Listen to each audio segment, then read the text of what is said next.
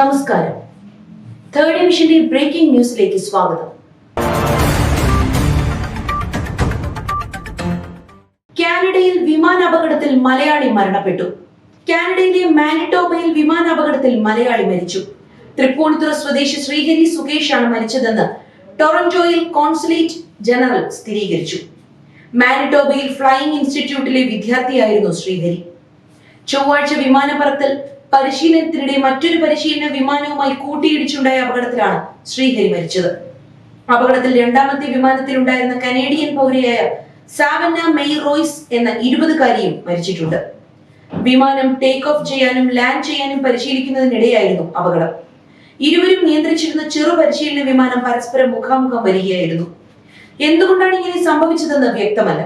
പരിശീലന കേന്ദ്രത്തിന്റെ എയർ സ്ട്രിപ്പിൽ നിന്ന് 50 മീറ്റർ മാറി വിന്നിപെഗ് എന്ന സ്ഥലത്താണ് വിമാനങ്ങൾ പതിച്ചത്. ഇരുവരും സംഭവ സ്ഥലത്ത് വെച്ച് തന്നെ മരിച്ചിരുന്നു എന്നാണ് വിവരം. സംഭവത്തിൽ കനേഡിയൻ അധികൃതർ അന്വേഷണം ആരംഭിച്ചിട്ടുണ്ട്.